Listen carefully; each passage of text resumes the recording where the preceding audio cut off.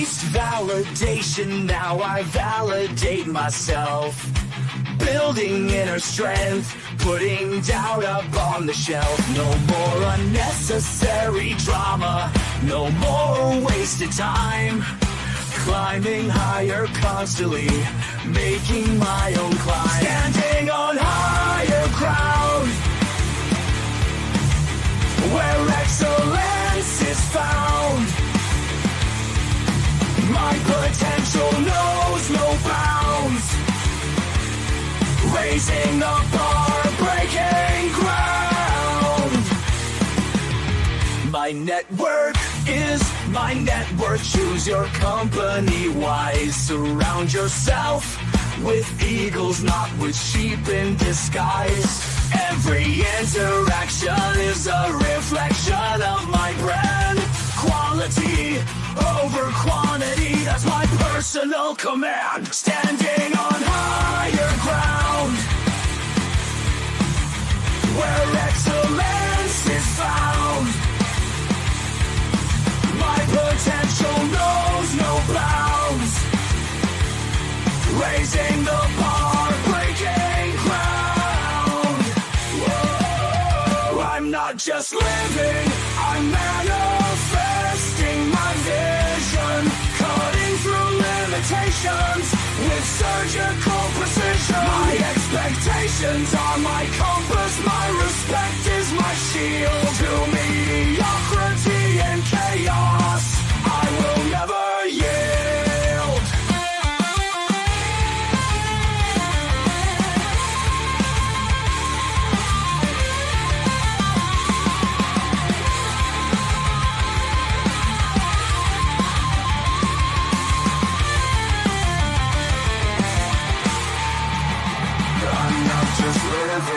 I'm manifesting my vision, cutting through limitations with surgical precision. My expectations are my compass, my respect is my shield. To mediocrity and chaos, I will never yield.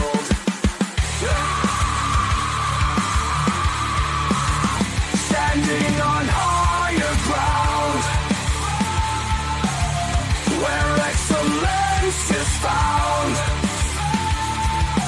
My potential knows no bounds. Raising the bar, breaking ground.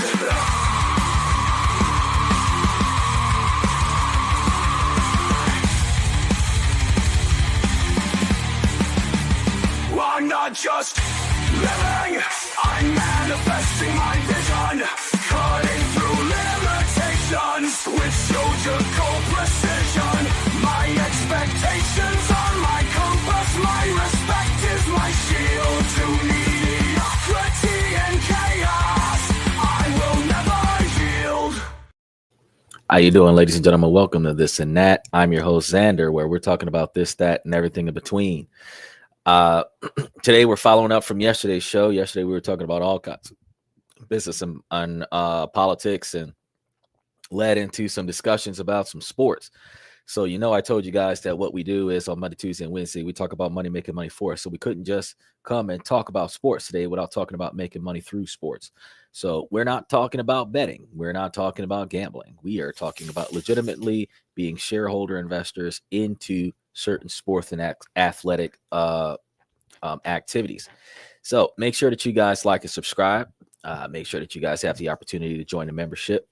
Make sure that you share this with people that you know, people that you don't know, people that you think will use and benefit this information, and people who might have something negative to say about it. By all means, I take all challengers. We put forth effort to do our due diligence and our due research on the topics before we come and present the topics. So remember that we are an open mic, open forum discussion, and we typically allow people who we don't even have to agree with to voice their opinions on the podcast. You just have to keep your opinions appropriate. You guys can click that link, approve the mic, approve the camera. It brings you onto the show in real time. In doing so, you will have the privilege of being able to come on in real time and be seen live on This and That, where you can give your special shout outs or your comments and opinions. I just respect please ask that you keep it respectful. You must be over the age of 18 to jump up onto the podcast, but anyone that is under the age of 18 can put their comments into the comment section, because everybody can learn from this podcast, because we are fundamentally about social improvement, business, and money-making opportunities. But we definitely share a lot of knowledge on this here podcast. So that's one of the things we want to get you guys to understand. We are live 7 nights a week. We typically start at about 11:30 Central or Eastern Standard Time. It's about 11:30 Eastern Standard Time. Started about 10:30 Central Standard Time, about 7:30 California time.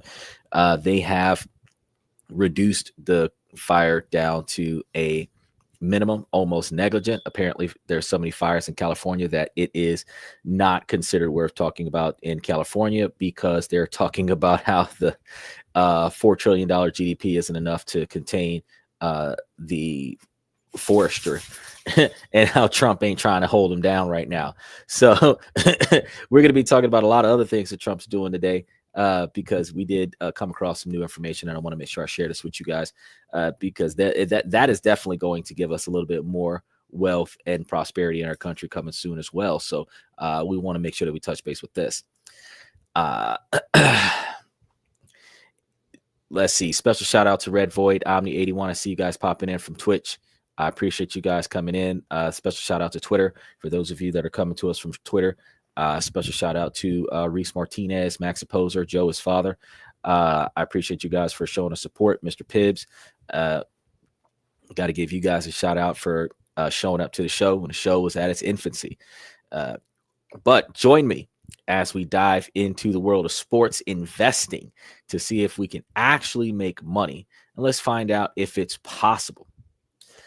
In recent years, investing in sports has been an increasingly popular scenario, with many people drawn to the potential for profit and the excitement of being involved in the world of sports, whether it's buying shares in a team, betting on a game, or investing in sports-related stocks. There are numerous ways to get involved and potentially make some serious cash. Investing in sports can be a high-risk, high-reward game. One of the biggest challenges is the volatility of the market. Another challenge that I've noticed is the longevity of the stay that you must be in the market in order to turn over a profit. A single injury to a key player can send a team's stock plummeting, or a sudden change in form can lead to a loss of investment. On top of that, there's a unpredictability of athlete performance. No matter how much data you analyze or how many experts you consult, you can never be 100% sure of the outcome of a game or a season.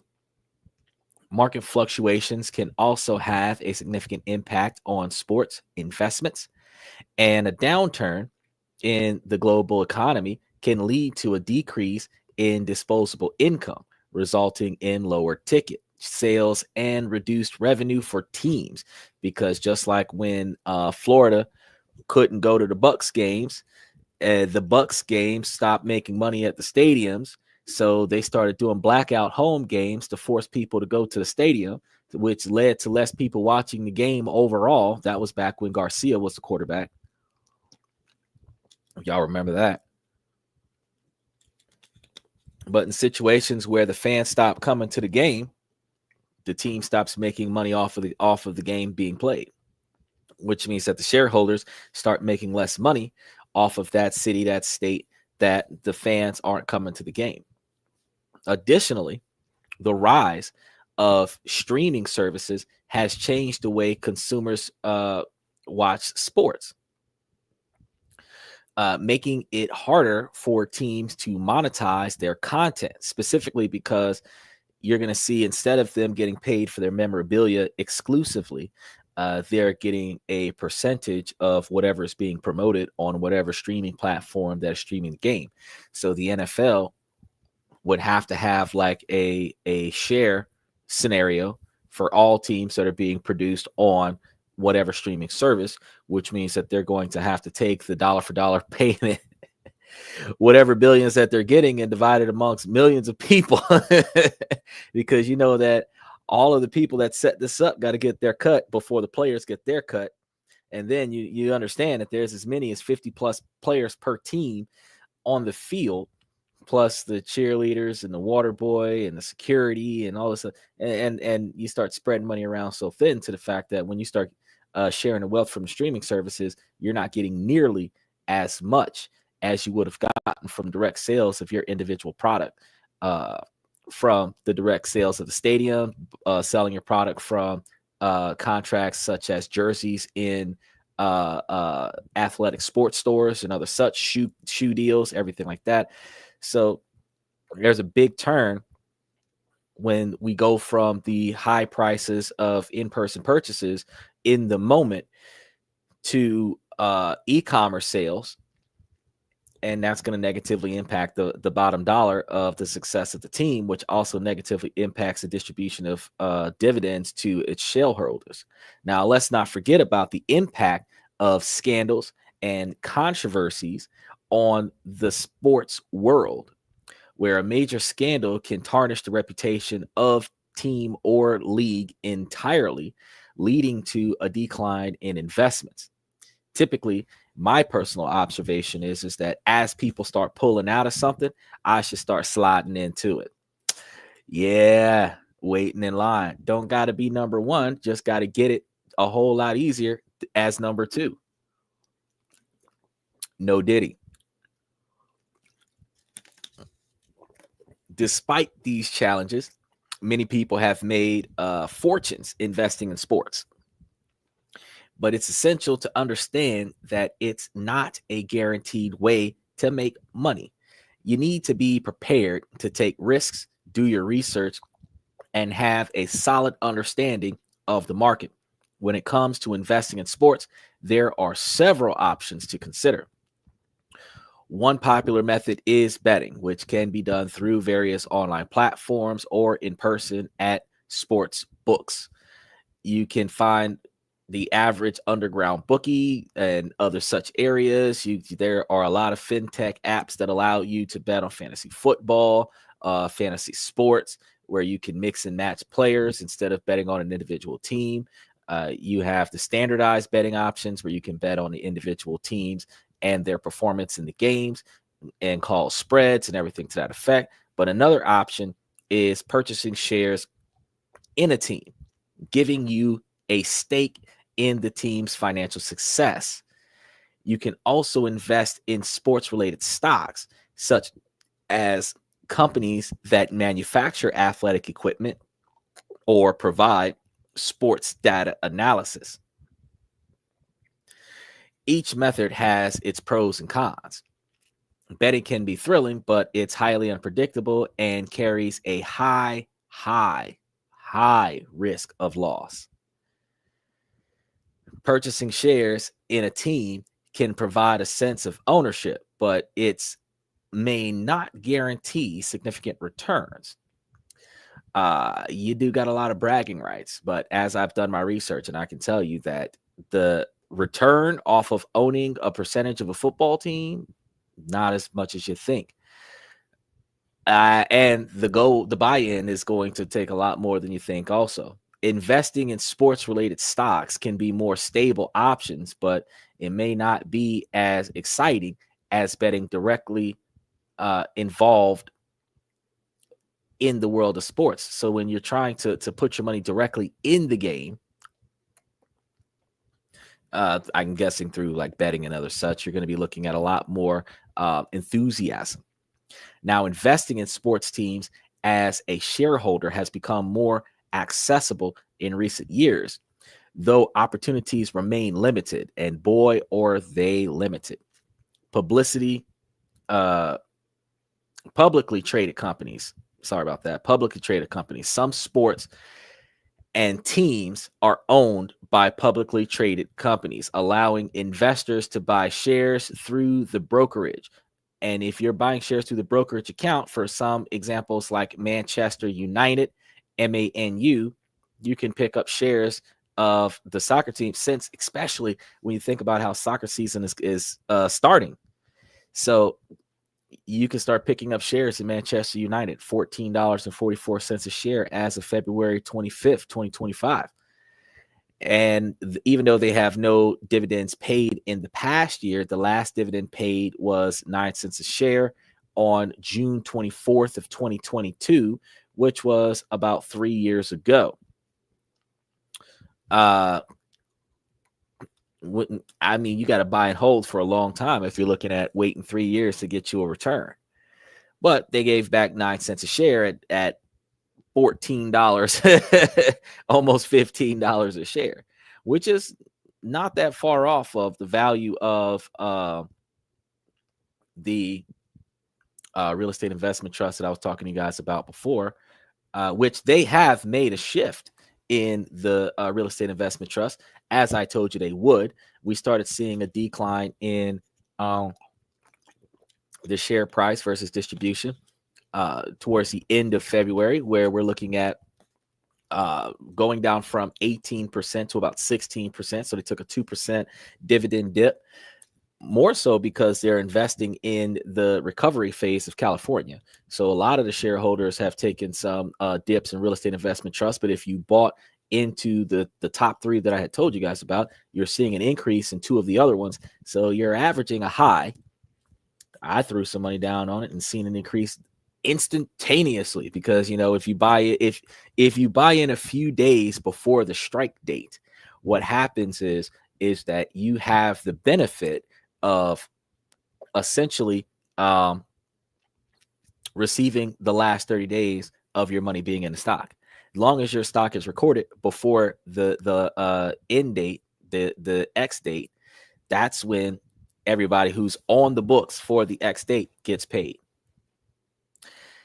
Then you have the individuals who buy and hold. If you buy and hold, if you get in, every time you go to renew, you renew 4 or 5 days before the X date. You throw your extra money in there. You're increasing your principal when they do the dividend share distribution for the current month. So myself, I would be throwing down, find the X day, whatever the X day is, whether it's the 27th, the 21st, the 20th, and I would 5 days ahead of time. And the reason why I say 5 days ahead of time is because you got those 2 days off for the weekend, where business doesn't happen on the weekend. It takes about 24 hours for the transaction to process. Sometimes, depending on what platform you're using, it's not always instantaneous. You also have the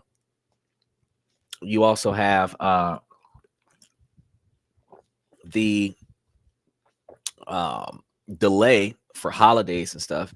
So if you get in there 3 to 5 days ahead of time, it should reflect that you are on the books before the end of business day. Because if you buy in on a Monday, you'll be on the books by Friday. But if you buy in on Thursday, you might not be on the books until Monday. And if it's supposed to close out on Saturday or Sunday, and they decide to close it out on Friday before the weekend, you're not on the books. And then everybody who gets the dividend distribution is going to be not you, because you are on the books after the date that they mark for dividend distribution. So I always say get in there 5 days soon.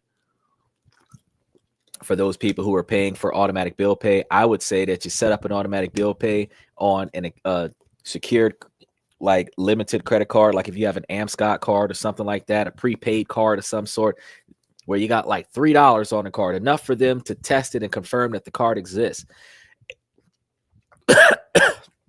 Then pay it in advance with a different card. For those of you that are financially challenged, some people give you an incentive of giving you a discount for doing auto pay. And if you take them up on the auto pay incentive, then they can take the money out on a specific day at a specific time, whether you have the money there or not. But if you pay it in advance, they don't take the money out in advance. I mean, they don't take out the money at the scheduled date. So you could use a card that has literally nothing backing it, but because they validated it on the system, they can have it on file, which gives you your credit, and then you can just pay it early, 3 to 5 days early. If you pay it early, they're not going to charge the card that's on file, so they never know that the card has nothing on it. You still get the credit, but you're paying the bill on time or in advance. It gives them backup security, but it also gives you financial security, because if you're paying all of your bills at the beginning of the month, you schedule all your automatic bill pays at the end of the month. There's a week to 2 weeks gap between when your bills are due versus when they try to come and get the money. If you're utilizing credit cards to pay your bills, you also have an advantage there too, because you don't have to have all of your credit cards due the same week as all of your primary revolving payment bills. You can use a credit card to revolve payments and then turn back around and have the credit card due in the middle of the month, where you are setting up the auto pay on a credit card to hit the credit card between the 25th and the 30th. You have the bill pay for the credit card to be due between the 15th and the 20th. All of your money that you're getting between the 25th and the 15th is going on a credit card to pay the credit card down to a zero balance before the I would say like the 17th. And then for those of you who are getting money from PayPal, your money drops on your money drops on the 15th. For those of you that's getting money from YouTube, your money's dropping on the 15th or on the 12th. So if you're pushing money around like that, you want to set your credit card on like the 17th or 18th, a couple days after the money clears the bank. Take the money, put it on a credit card so that it clears the credit card before the billing cycle ends, which means that you always have a zero balance on your credit card. And then a day or two later, your credit card gets tapped for all of the automatic bill pay. You could operate it like that. If you operated it like that, then you don't even have to pay attention to your automatic bill pay. But, you know, these are things that I wanted to talk to you guys about as we talk about this and that, because we talk about this, that, and everything in between. Make sure that you guys like and subscribe while you're watching. Now, there's another company. It is Borussia Dortmund. I don't know what company, what league this is. Borussia. It's almost like, oh, Borussia. Borussia Dortmund. Their trading code is ETRBVB. Those guys are $3.47 a share as of February 13th. And they're doing an annual dividend distribution of 6 cents per share. It's like 6.3 cents a share, something like that, but it's about 6 cents per share. Their dividend yield is 1.81 cents, and their last ex-dividend date was November of 2024, November 26th of 2024. So if you get in there right now, your annual, they're going to pay you a little after Thanksgiving, your 6 cents a share. If you're buying $3, and that's a pretty decent quantity of cash there, because if they're giving you a little over 6 cents a share off of $3.50, and you buy 1,000 shares, you start getting like $60 for having like $300.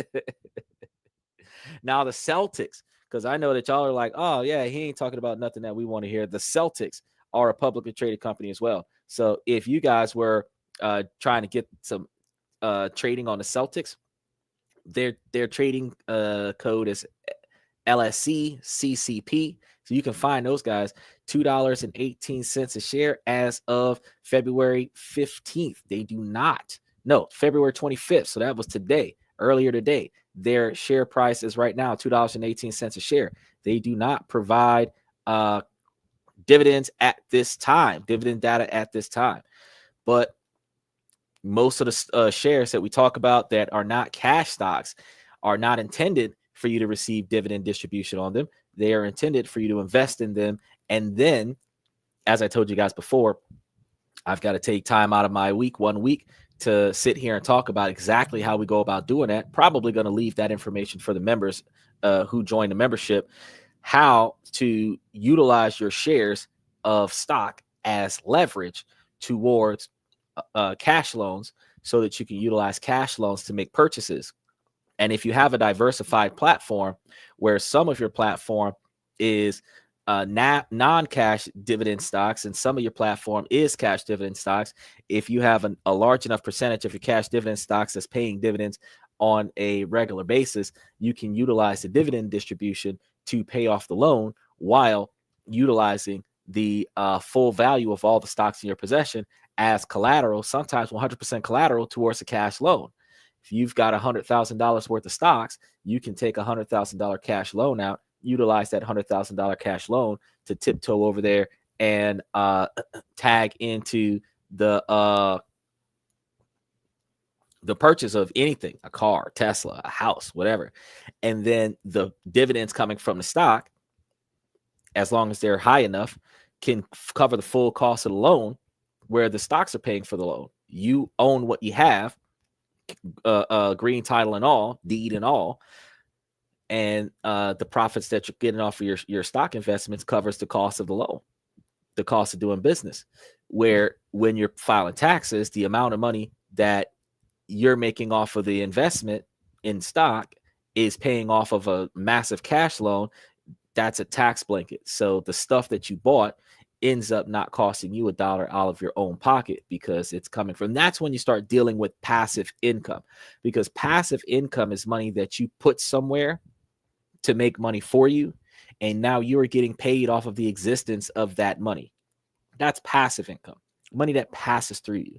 A lot of people call working yourself half to death to build up a empire passive income, because after you've set this thing up, the money that you're getting, it no longer requires you to put new effort into it. But that is residual income from past work. That is not passive income.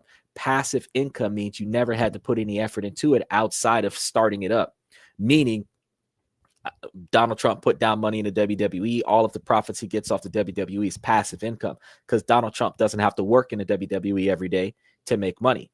If you are a real estate investor and you're buying and selling and trading, and you are building real estate properties and renting them out and setting up management companies and micromanaging those and hiring somebody to micromanage it for them as you're building up your empire, it's not passive income.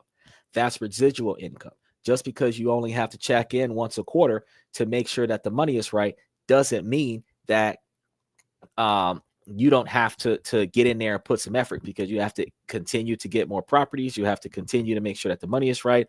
You have to hire people to make sure that they're doing their jobs, and then watch the people who you hire to make sure that everybody else is doing their jobs, to make sure that they're doing their jobs, and make sure that your budget is balanced. And then you want to hire somebody to come and balance the budget for you, so that you ain't got to balance the budget for yourself. But once you reach the point where you don't have to do anything else, the fruits of your labor is the residual income that continues to flow from past efforts. It's not passive, but they call it passive because it gives the poor-minded the ideology that, ooh, I don't have to work for this money. No, you broke your back for little to no money for an extensive period of time.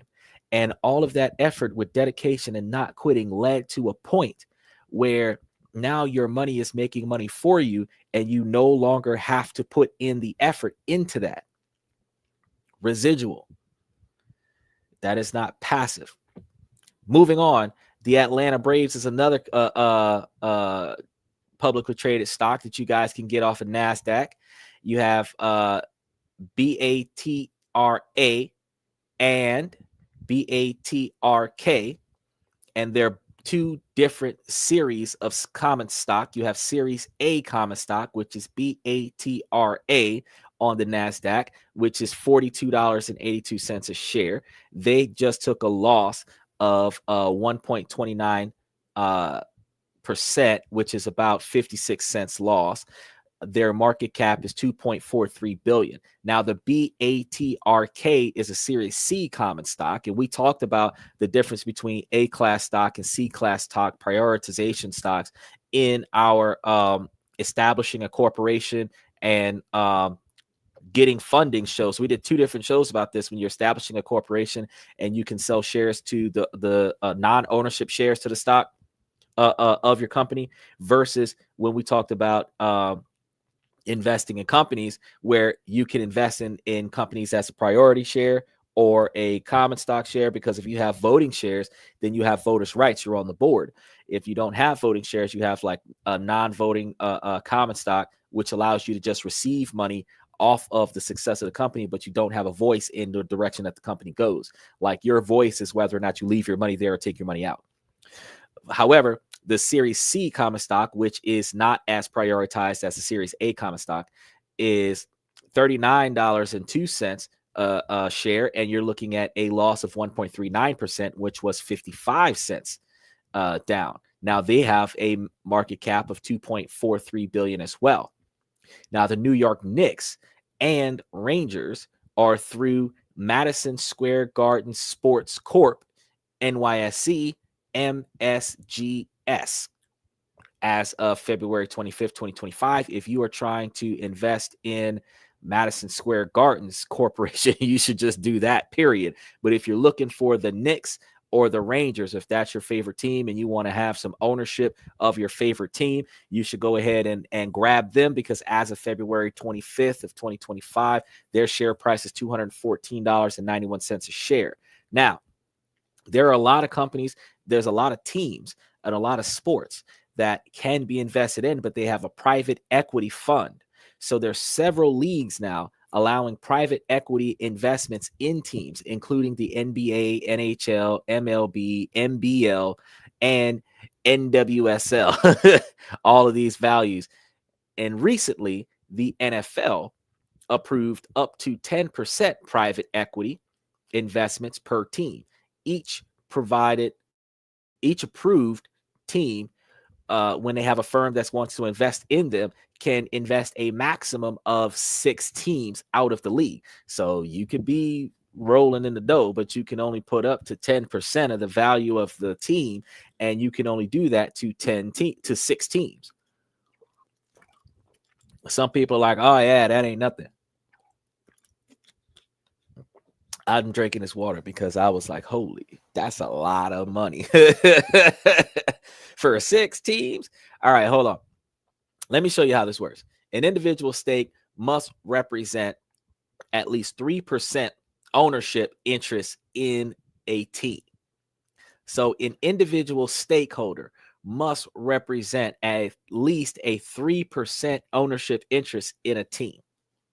The average NFL team valuation in 2024 at the end of the fiscal year was about $6.49 billion. A 3% stake in the average team would cost approximately $194.7 million. So if you wanted to put your 3% down on your own team, to say that you own a percentage of a team says that you just put down $200 million at the least on whatever team that you're rooting for.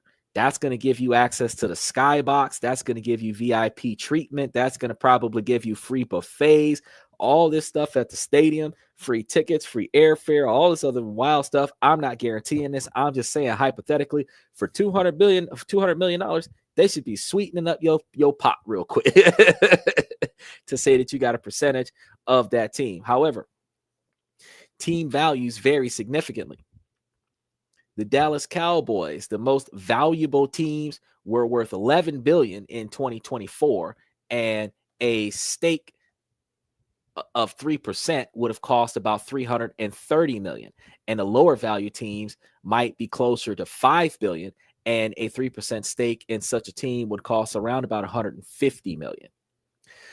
Strider says, nice cookies, man. Overall, I'd give them a 9.5 out of 10. They would be a 10 of 10 if it weren't for the left one being slightly larger than the right one. Well, you know,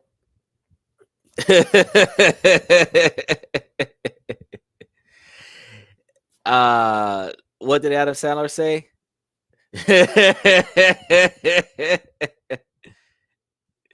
Although his was a little bit more inconsistent because he was like short, shriveled, and hanging to the left. It's more along the lines of, yeah, overwhelmingly overpopulated and farly consuming the right. Special shout out to Strider and his unanimous joke for this afternoon. Now, notably, private equity firms in this space include, across those sports partners, heirs management, and dial home court partners. So 3 minority ownerships are high net worth individuals that may have opportunities for direct minority ownership, though this often comes with limitations. They have limited rights and protections. They have restrictions on liquidating the investment, and typically sold at a 20 to 50% liquidity discount, which means that if you're paying 20 to 50% off that $2 million, they might take your $1 million and still give you that 3%, but you're not going to be able to get rid of it that quickly. This isn't going to be a buy and hold for 48 hours and then sell it. This is going to be a situation where you got to buy it and you got to leave it there for a long, long time. And I'm about to tell you how long. Emerging leagues have such newer leagues like the Major League Pickleball offer lower entry points for investments. And I just got to tell you guys, what the heck were y'all thinking when y'all decided to call it pickleball? I don't know what you guys were thinking about, but I if I remember correctly, because me and one of my students from Taiwan actually, he and I were talking about this, and we were talking about pickleball. It's like a smaller version of table tennis. it's like a mid quill, because it's got like 4 squares. You guys are hitting this ball back and forth in a smaller space with a smaller paddle, and I don't know, but they call it pickleball.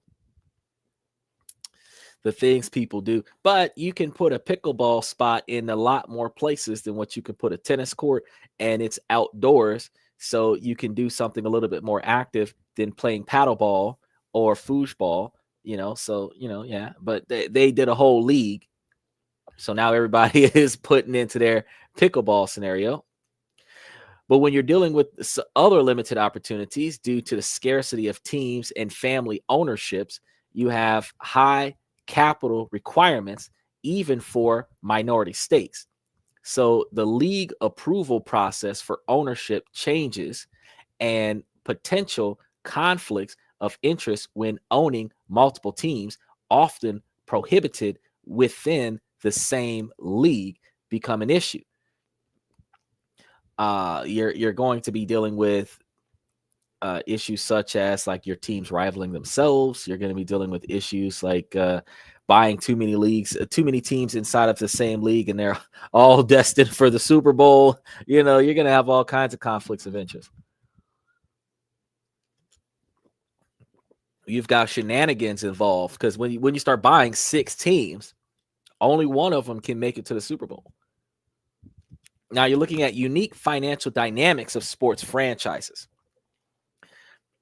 That's going to give you a good opportunity to invest and spread your wealth. You can also, again, utilize your shares as leverage for other purchases. But they're not dividend-bearing stocks. These are not buying a sports team is not going to be something that's going to give you guys millions of dollars in return off your $200 million investment. Now, yeah, the value of the team might increase, but you're holding ownership of the team, and they're not actually giving you capital on a regular basis. Now, while full team ownerships remain out of reach for most individuals, fractional investment opportunities have expanded, allowing more investors to participate in the growing valuation of professional sports teams. Now, based on the Olympic men's basketball team, we had some situations that occurred yesterday where Usman and a couple other guys, we were all talking about LeBron James supposedly being the greatest of all time, and I was like, there's no way. He is not the greatest of all time at all. Make sure that you guys like and subscribe. And I'm going to get into it. I told him, I said, come back today. And I was waiting on him to slide in here. I told him, come back today so that we could go ahead and touch base on this. but I'm going to tell him I'm going to have to touch base with him on it another day because he didn't show up yet. And here I am. I told him I'm going to cover this today. I actually did also double state and told him, I said, I'm going to, if you want me to give you a graph, it's going to take me a few days to get you a graph, but to cover this, I can cover it today. But I'm a man of my word. I said I was going to bring you the sports information, and I might just go ahead and tell him, hey, go check out the other show because I do believe, where are we now? About 40 minutes into the show, I'm talking about LeBron James. So based on the Olympics men's basketball statistics, we had he said that LeBron James is like the best player around, right?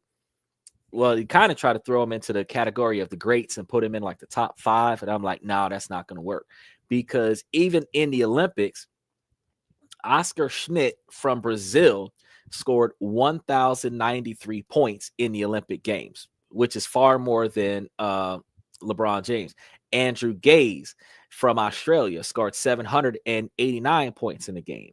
Paul Gasol from Spain scored 649 points. Luis Scala, Scola, from Argentina, scored 519 points in the game. And these are the highest scoring players in the game, the top 4 scoring players in the game. Now, in Team USA scoring league, you had Kevin Durant, who did 494 points as of the 2024 Olympic game. You had Lisa Leslie, who scored 488 points. Diana Taurasi, who scored 416 points. And these were the top picks from the U.S. teams. So LeBron James was not one of the top scorers.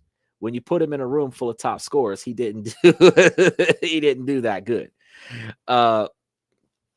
We were covering this, and we had a nice long talk about it, and he was trying to make it seem like, and I guess he called the shot, and the reason why he called the shot was because I was not looking into the statistics of LeBron James, because I believe that LeBron James is overrated. So he wanted to try to point out that LeBron James was in the Olympics, and go look at the stats of LeBron James in the Olympics. He's so great because he was in the Olympics. Fucking Kurt Angle was in the Olympics with a broken freaking neck, and Kurt Angle get beat in the WWE on a regular basis. and then to try to put LeBron James as the best of the best because he was in the Olympics during the year when they ruined breakdancing with their Olympic version of breakdancing that had none of the most talented street performers involved in the Olympics at all. I don't understand why they did that. And they were terrible at it. They were terrible. The people who competed were garbage. But the people who could have been in it were phenomenal. And I believe that would have been like Set It Off. That would have been like Save the Last Dance. That would have been like I can't think of all of the other dance competitions that could have been there. But for some reason, they decided to disgrace breakdancing in the Olympics. And this is the year that LeBron James is in the Olympics when we're claiming that he's supposed to be the greatest. I'm like, no, he's not that good. So let's go on even further. The highest scoring average was Oscar Schmidt from Brazil with 24 points per game. Women's all-time scorer, Lauren Jackson, had 581 points from Australia. And the U.S. team's single game scoring record was Camilo Anthony with 37 points against Nigeria in 2012. Not even this year. This past year was Oscar Schmidt from Brazil at 28 points per game. Kevin Durant holds several impressive records in the team, where he has the highest career scoring average for Team USA, which is 19.7 points per game. Most rebounds in Olympic play for U.S. men was 126 as of 2024, and first men's player in Olympic history with potential to win 4 gold medals. Now, LeBron James' performance in 2024, when we were in Paris, he had played all 6 games. He had 14.2 points per average, where I told you that the career average was 19.7, so he's still underperforming. He had 6.8 rebounds and 8.5 assists per game, and his efficiency rating is 23.5. That's pretty low in my opinion. These statistics highlight the dominance of certain players in the Olympic basketball history, with notable performance from both international stars and Team US athletes. Now, based on the most recent NBA All-Star games, we had statistics here that are showing some of the most impressive records of achievement, where the highest single game scored is 55 points by Jason Dumont in 2023, which means that he's doing better than LeBron James. Now, yeah, all-time scoring leader LeBron James has 443 total points in his career, and his highest single game scoring performance in NBA All-Star is 36 points. That's it. Not 55 points, 36 points. But this occurred during the 2012 All-Star game, which was like 13 years ago, where James led the Eastern Conference with an impressive stat line of 36 points, 7 assists, and 6 rebounds. Now, the highest scoring average was Giannis, Giannis, Antetokounmpo. I don't know how to pronounce that last name, y'all. That's a very strong name, with 25.14 points per game, still doing better. No, actually, that's a little bit less, because LeBron James had 36 points per game. Moving on, you had some other notable records, where the most assists in a single game was 22 points by Magic Johnson in 1984. So he's doing way better than LeBron James. And the most rebounds in a single game was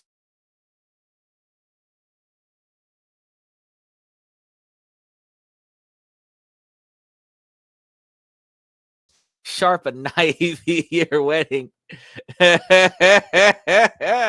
He's your birthday to cut a cake. You just invite Xander and his suit will do the job. Yes. Oh boy. You definitely don't need a sharp knife for a wedding or a birthday to cut the cake. Just invite Xander and his suit will do the job. That is snazzy. And actually, this one, they got a lot of reflection here, but this is an airplane flying over a field, so it's got the blue in the background. It's so I got this very bright light. People are like, oh, why are you wearing sunglasses?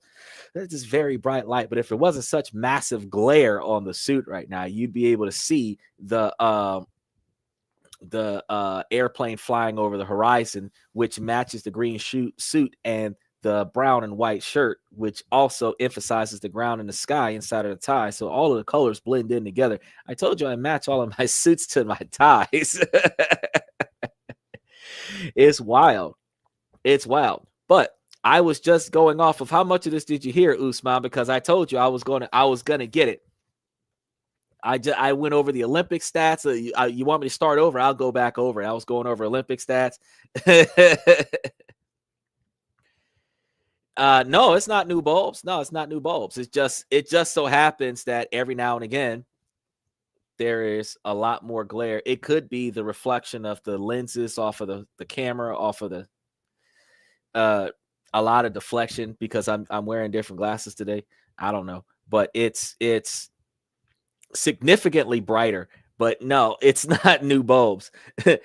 But as you can see, the reason why part of the reason why I wear these glasses, it's bright as fuck in here. It's not, but that's like a ceiling fan light. That's not even, I didn't even invest in like the podcast system and set up a light system behind the camera where it's shining bullshit ass light in my face. No, I just turned the light on in the room, and that just so happens to be how bright it decides to be today. Maybe because they decided to go to work at the electric company and generate some power during the cold front, that generation of power made it bright as fuck today.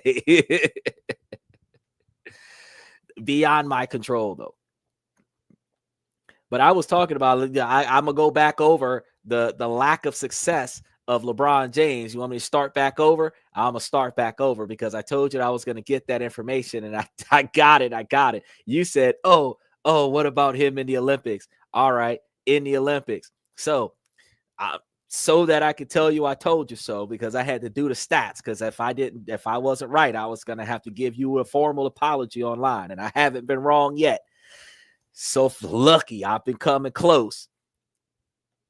You take away the points LeBron scored via offensive fouls, flapping, and traveling, then LeBron is not hitting 20,000 points. Now, see, I wasn't going to say that, but you do you do make a good point. But if he's got to play unfairly and break a lot of rules to get 20,000 out of the 50,000 points that he's got to his career, then that means that half the points that he made, he would not have made had he played fair, which means that his scoring average would be far less than what it is. So I can't really give him that player of the year thing. But what I can tell you, in the Olympics, oh yeah, hot takes. Yeah, you're right. My bad, Usman. Hot takes was the one that was talking about it from yesterday. LeBron is not even top 10 of all time. No, he's not. He's not top 25, because since I got the all-time scoring from the Olympics, Oscar Schmidt from Brazil did 1,093 points. Andrew Gaze from Australia, 789 points.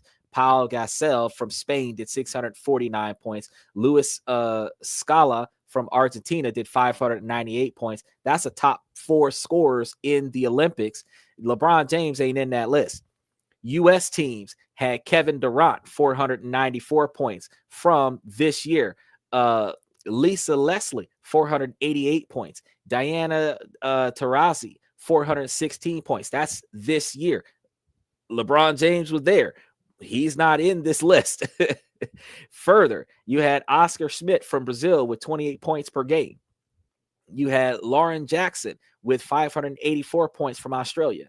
You had Carmelo Anthony with 37 points against Nigeria in 2012, and Kevin Durant holding some of the most impressive records, including 19.7 points per game from the U.S., and the most rebounds from the Olympic U.S. team for 126 as of 2024.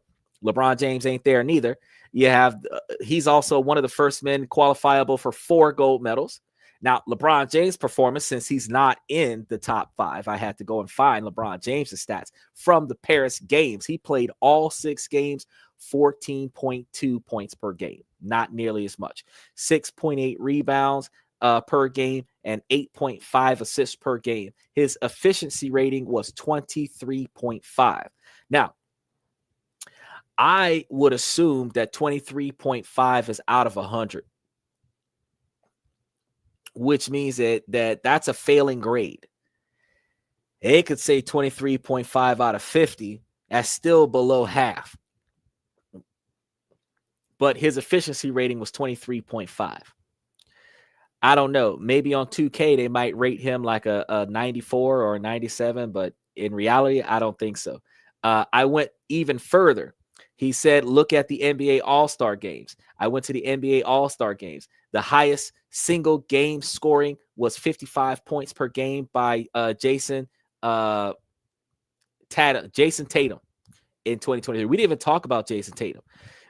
Now, the all-time scoring leader was 434 from LeBron James for lifetime, but his single scoring performance in the NBA was 36 points per game. 36 points in a single game. Not 36 points per game, 36 points in a single game, where 55 points is the highest points scored in a single game. during LeBron James's current career. So somebody else is making more points per game this past couple years than LeBron James. Then we have to understand that LeBron James did 36 points per game back in 2012 when they were playing against when they were playing in Orlando, and that's when James was leading the Eastern Conference. So that year he had 37 points, 7 assists, and 6 rebounds. But that was like 13 years ago. That ain't this year. That ain't 2023.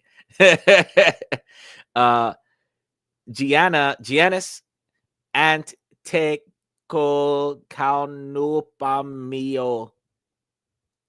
I don't know. Y'all help me out with pronouncing this name. I'm gonna put this name in the comment section. This is a very long name that y'all take that and run with it. You see that name? That is, oh my goodness. That's a long behind last name. Usman said during the drug test at last year's Olympics, Curry and Edwards were tested, but LeBron was not. Oh, of course, because he's black. You know he's smoking weed.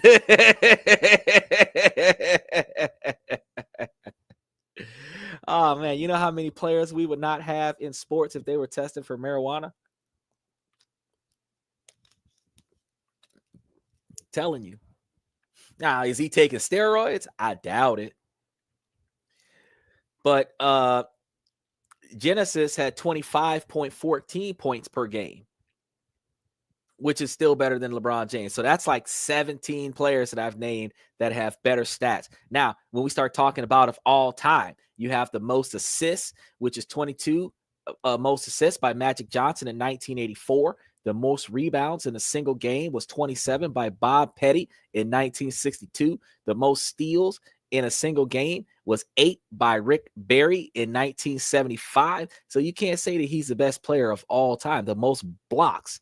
You're going to feel bad about this one. When you start thinking about basketball, the most blocks in a single game is 6 by Kareem Abdul-Jabbar in 1980. So since 1980, no one player has blocked 6 balls in a single game. They just let them go in the air. And they swore up and down that they were supposed to be like the best of the best of the best. Now, single season records. Look, Wilt Chamberlain. Wasn't you talking to me about Wilt Chamberlain? 50 points per game. And that was between 1961 and 1962 season. 50.4 points per game. Oscar Robertson averaged a triple-double for an entire season in 1961 to 62 game. LeBron James's best single career was considered to be the 2012 to 2013 games against Miami Heat, when he averaged outside of the All-Star games 26 points per game, 26.8 points per game, and 8 rebounds and 7.3 assists per game. That was in 2012. Again, he is not the greatest of all time. They played mailman and garbage man. Exactly. That was way back in the day when the greatest of the greats was out there playing. And then, like, after all of the greats retired and died in helicopter crashes and stuff, now they're going to say, well, you know, LeBron James is the best of the best that ever was. You can't say that he's the best that ever was. It's hard to say that he's the best alive when I just named like four different players from 5 different countries that played better than him in the Olympics. If I wouldn't got stats from Austria and Brazil and Argentina and compared them to LeBron James' stats in America, he'd probably be upset. But see, people are going to say, oh no, LeBron James they don't play the game the same. Shit, they don't play the game the same way as they played it 20 years ago. So, I mean, you can't compare apples to oranges, and then when we throw grapes in the mix, you're going to say, no, that's not fair. LeBron James is not as good as people say he is. I keep saying that he's overrated. Now, the shot, the impressive shots that we had was 56.5% from the field and 40.6% from the 3-point line. Now, that was way back in the day for LeBron James. Now, when he was doing 56.5%, that was 6% higher than what he's doing right now. And when he was doing 40.6% from the 3-point line, that was 6% higher than what he's doing right now. So he has been on a massive decline. Now, there are some career achievements that we're going to be going off of. Usman says, people, there are several YouTube videos, compilations of LeBron flopping and traveling. Yes. So y'all do got to understand that there is more than just one person on the podcast saying he doing too much. Like they're really overrating this guy. But I can say that he holds the spotlight more than most players. Doesn't mean that he's great at it. It's just that he holds the spotlight more than most players. Now, we understand that they're allowing more traveling these days than Bron, a baby. Oh, but what about baby Bron? What about baby Bron? You talking about Bron's a baby. What about baby Bron Jr.? They put him on the Lakers father and son team.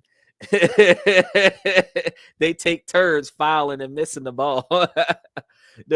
Probably the only reason why he's getting a higher assist rating is because he's passing the ball to his son, trying to keep the ball in the family.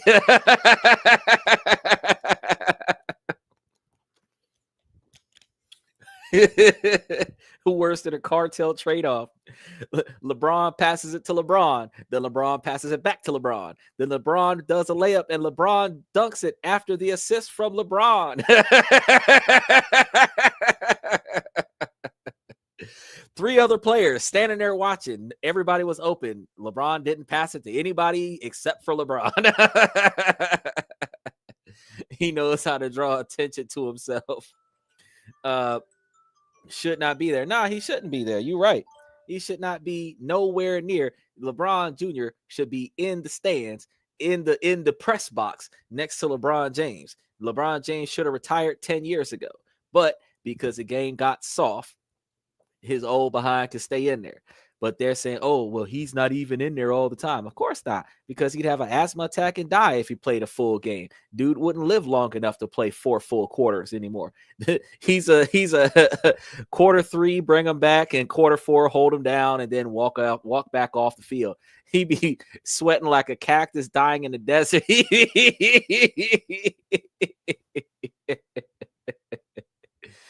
I'm very curious to know how he will handle not being the center of attention when he retires. He's been in the spotlight for more than half his life. He's not gonna leave the spotlight. He's just not gonna be on the basketball court. It's going to be LeBron James in the press box, LeBron James sitting courtside, LeBron James on the coaching team, LeBron James on the NBA commercials advertising the upcoming game. LeBron James might become a fucking announcer. Like, you notice some of those athletes that retire and then they become an announcer so that they can stay close to the game because they ain't good no more. Do you think LeBron has a secret kid out there? Bro, you know how many celebrities that have children out of wedlock that nobody talks about, and they do that.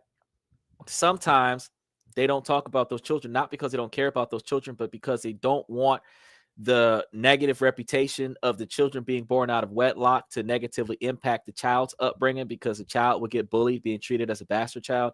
Not to mention, if you are the son or daughter of a celebrity, that inherently makes you a celebrity, which means the press is going to be at your house. The press is going to be at your school. It's going to negatively impact your ability to get a really good education.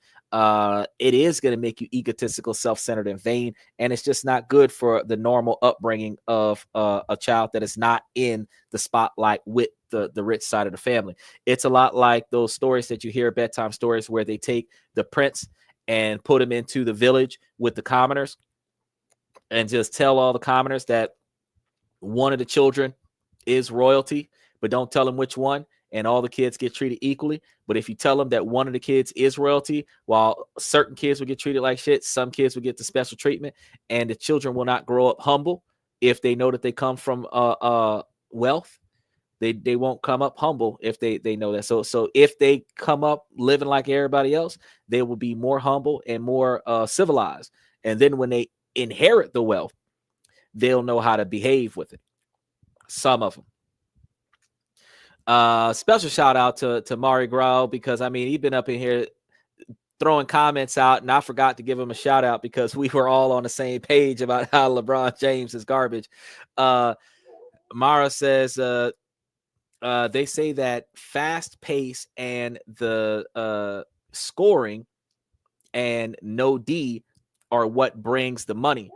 Well, yeah, the fast pace running back and forth with the game, all of the high points on the game, and nobody providing defense, because who the fuck is going to defend if you're running full court? That court is not small. That court is not small at all. So can you imagine, most of us that go out to the local playgrounds, make sure that y'all like and subscribe. Most people that go to the local playground and play half court basketball, we play like 30 minutes a half court. We might play 2 games. That's an hour, half court. That's half court. Now, you know how tired we are? Half court. These guys play an hour to 2 hours, full court, running back and forth for the ball. We only got to check the ball halfway and come back. They got to go all the way to the other side. That is exhausting.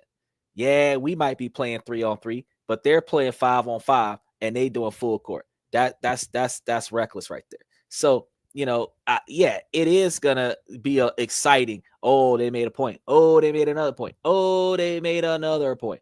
But I'm gonna be honest with you though, I'm not excited about it, because when I'm looking at the fact that the score is 395 to 412,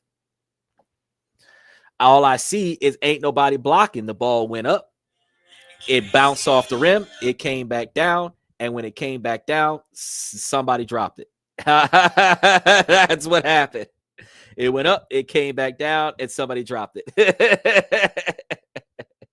He said, why all the threes, but you're shooting 34%? Bro, that's a good point.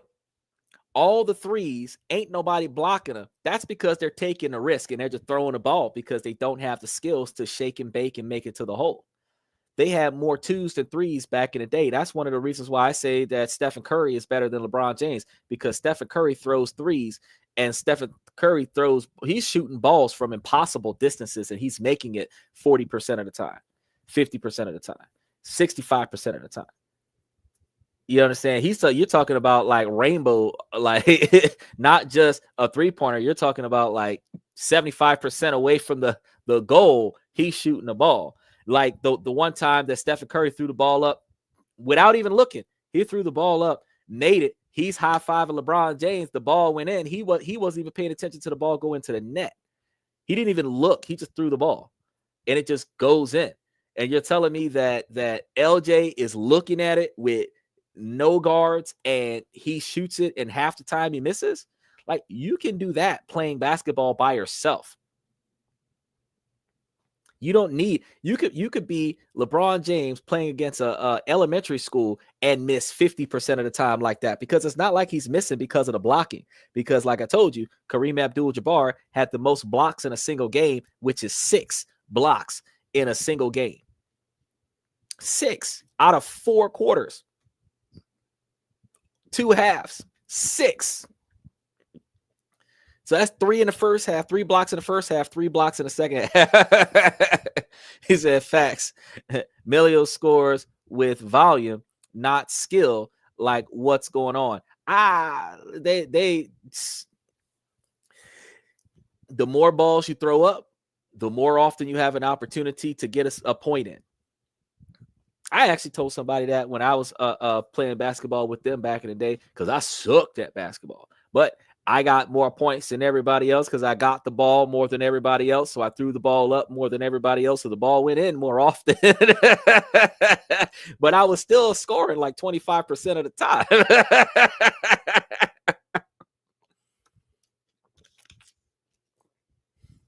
I would never make it to the NBA, but LeBron James is playing the same way. Missing a three is not as embarrassing as getting your shot blocked into the stands. Today's players care a lot about self-image. I'm going to be real with you. That is true. It is not that embarrassing to miss a three-pointer from way back when, but it is extremely, extremely humiliating to miss the layup.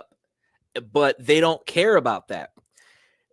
But what hurts your soul is when Shaq smacked that ball. You throw it up and it ricochet off his hand and go all the way to the other side. That hurts. That hurts. So instead, don't nobody block. They just look to see if the ball goes up, and if it doesn't go up, let's everybody aim for the rebound. And they only go for the rebound on the ball's way back down. They're not trying to stop it any kind of way on its way up. So you really don't have like up and down. That's not even a call no more, because you don't have to fake them out for the shot, because they're going to have arms out. You just shoot straight over the top of their head. Their arms out. It makes no sense.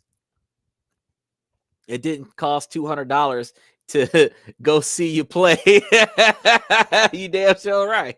And I played just as good as LeBron James that day. Everyone played basketball while Xander played statistical and probability basketball. But that's true though. That's true. I actually was playing sports the way I handle money. I was doing statistical probability.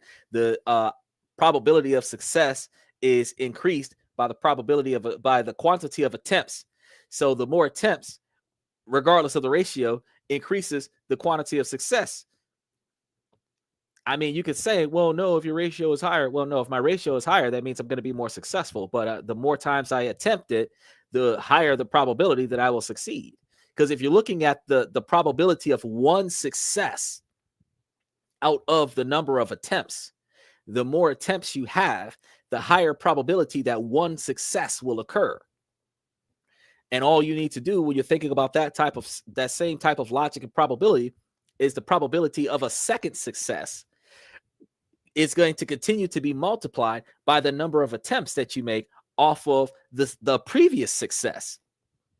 So the old saying that they have is the only failed attempt is the one not taken.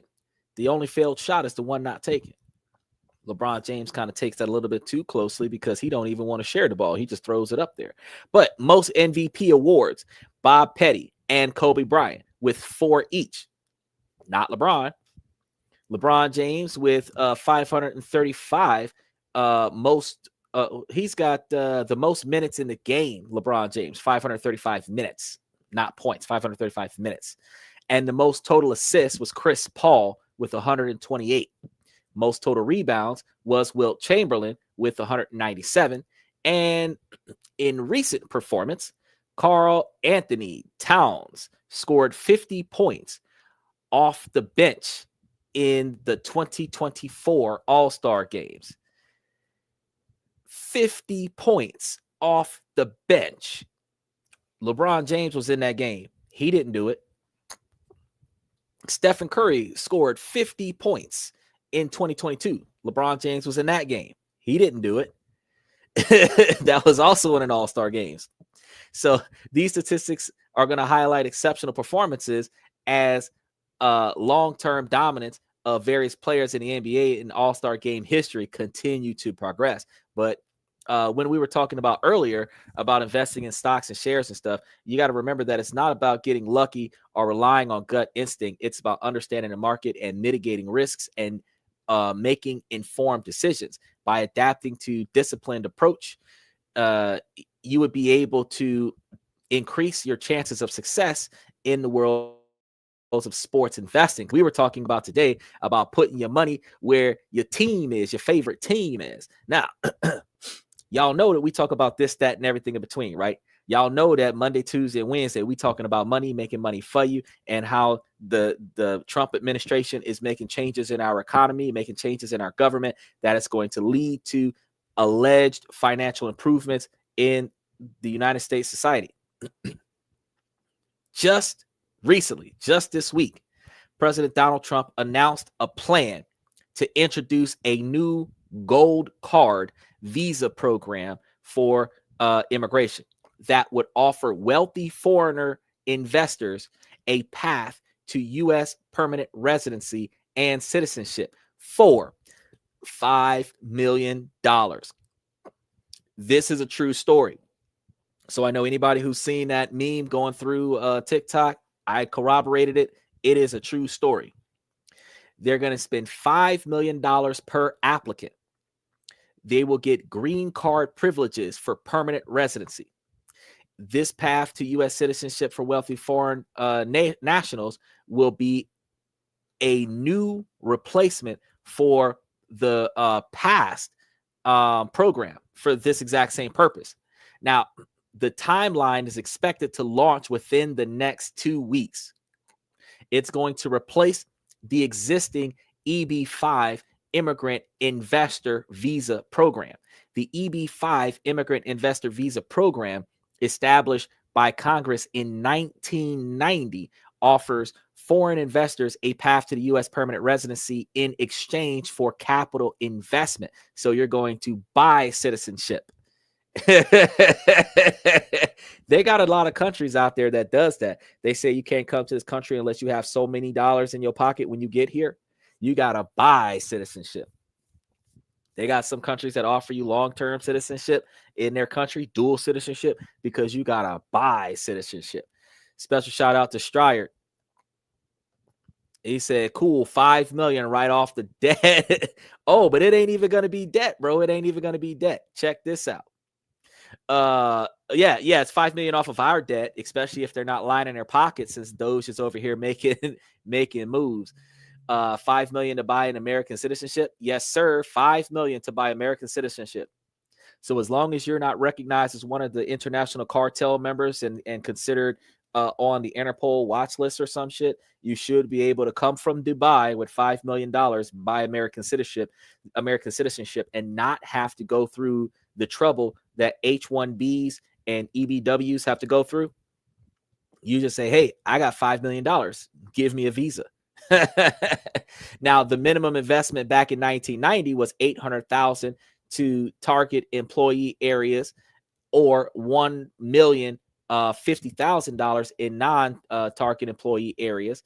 And the investment must be made in a new commercial enterprise established after November 29th of 1990, or in certain older businesses that are restructured or expanded, which provides green cards for the investors, spouses, and unmarried children under 21, which offers a path for the permanent residency and potential U.S. citizenship, allowing investors, I got you, Usma, allowing investors to count indirect job creation as part of the job pool, and they can pool investments for larger projects. So they were supposed to file a Form I-526 petition, and if approved, they apply for conditional permanent residency, and after 2 years, they file to remove conditions and obtain permanent green card status. Now, the new stipulation that Donald Trump is putting out is that there will be no job creation requirement, unlike the EB-5 program. So there will be no proposed cap on the number of visas that could be issued. So Trump stated the program aims to attract wealthy and successful individuals who will contribute to the U.S. economy through spending, taxes, and employment. So the Commerce Secretary Howard Lutnick claimed the new system would reduce fraud and efficiencies in the current EB-5 program. Yeah. I think Portugal does something similar, but not for $5 million. No, most of them want like 100,000 US dollars. Most of them are looking for 100,000 US dollars, 250,000 US dollars at the most. They're not looking for $5 million. A lot of them will allow you to come in with like 50,000 US dollars or 20,000 US dollars. You're not supposed to be able to fly from one place to the next with more than $10,000 in your pocket anyway. So unless you're flying up, because see me, I wouldn't fly over there with that much fucking money. I would wire transfer that shit. I would go over there with like $9,900 so that they can't really say shit. I would go over there with a fucking cashier's check. That's what I would do. I'd go over there with a cashier's check, go to one of the local banks, open up a bank account, call my American branch, wire transfer the rest of the money to that bank, and then start setting shit up. That walking around with a briefcase full of cash. You know what? You might as well just get you a duffel bag full of gold bricks and just say, come on and fuck me up. Come on and hit me with the Tupac. Come on and Ja Rule me down. Biggie Smalls me. I'm just saying. Strider said, do you like 3-pronged forks or helicopters more? 3-pronged forks or helicopters? I don't like plastic forks. So Donald Trump said buy plastic over paper. So if you're talking about investing wise, you want to invest in plastic forks, because plastic is going to be profitable this year and for years to come, as they are doing away with the paper distribution. You're asking me about metal fork. I have not seen a 3-pronged metal fork since baby formula. So the difference between a 3-pronged metal fork or a helicopter. If I owned or had the capability to own both, I probably would spend more time with my 3-pronged fork. Because I already eat with a 4-pronged fork.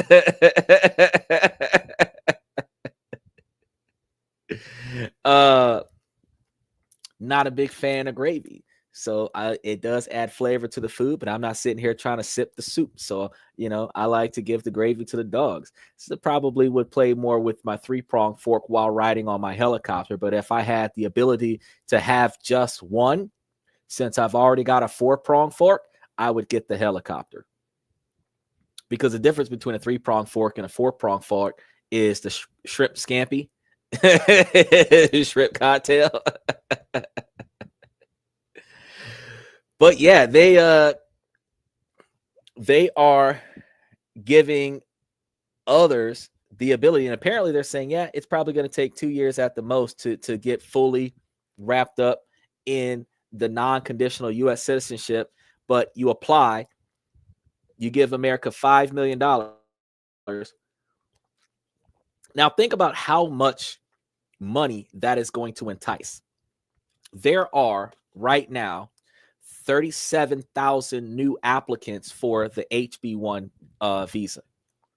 There's about 60,000 because about 30,000 of them rolled over from last year. There's about 60,000 applicants on limbo right now, roughly, that haven't been approved or denied yet. They're just in limbo of their applications.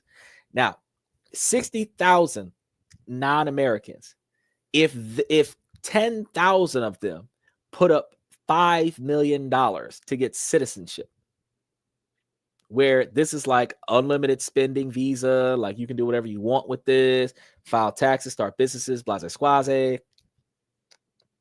What? How much money would the United States have for 10,000 from all over the world individuals to put up $5 million? You're looking at trillions off of 10,000 of them.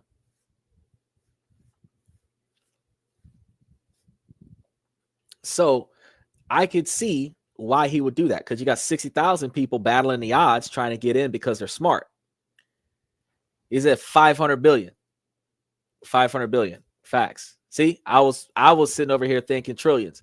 I was thinking trillions because, you're talking about 500 billion off of 10,000 individuals out of 60,000 individuals. So yeah, all it takes is another 10,000. You got 20,000 that did get approved. There was 11,800 or 11,200 that got approved last year, which means that if each one of those people would have paid 5 million, then like you say, you're looking at like $5.5 billion that they would have made off of the 11,000 people that got approved on citizenship just last year alone, where that would play heavily towards the deficit.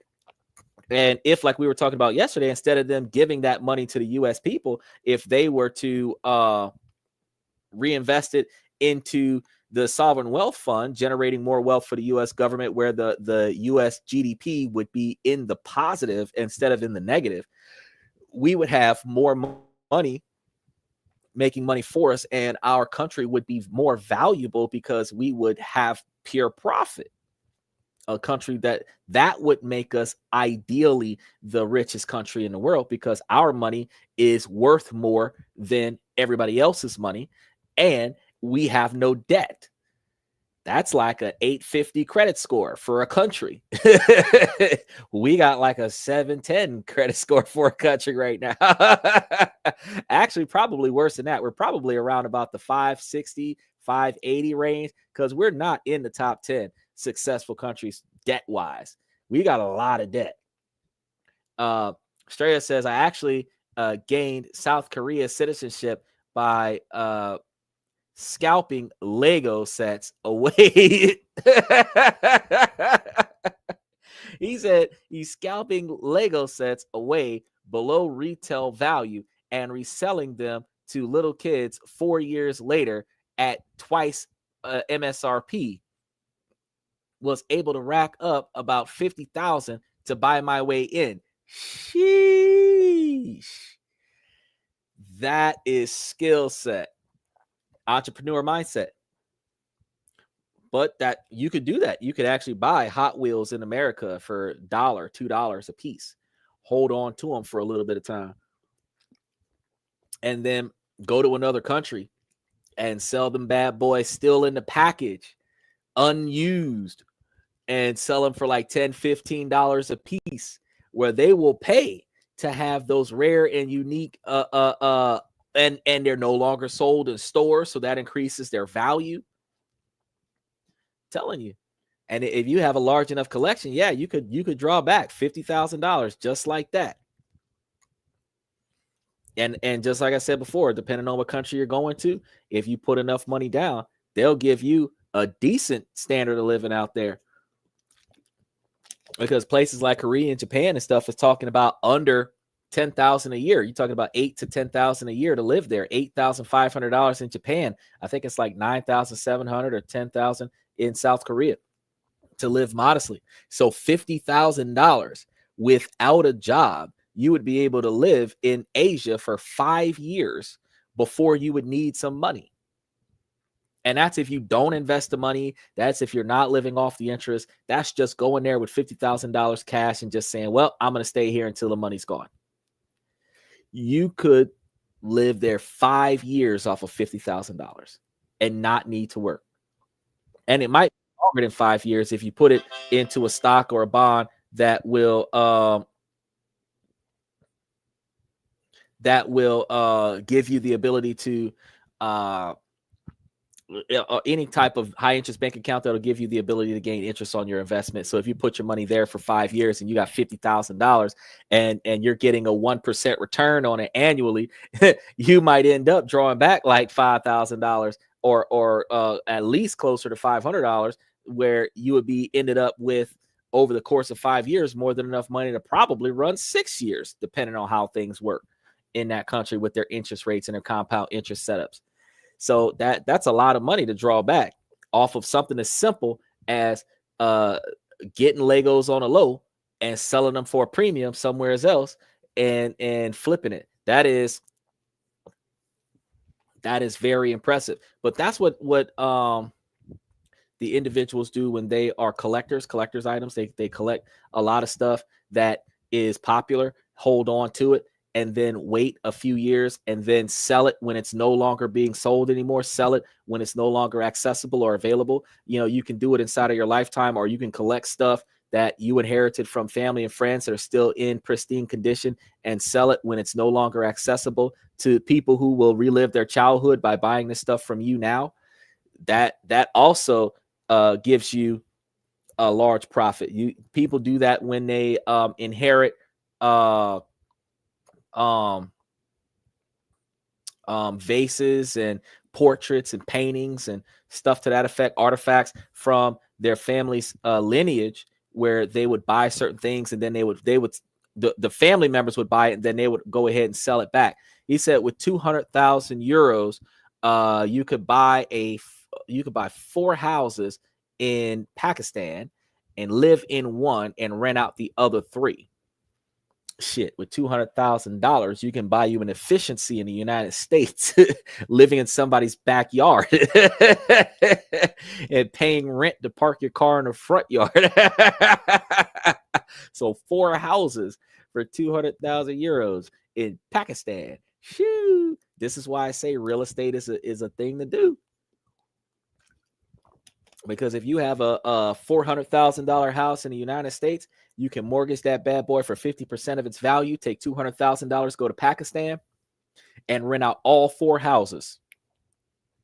And that investment, overseas investment claimed on your tax returns, would grant you tax deductions off of the profits that you make off of the $200,000 house that you're renting in America. Make money for you.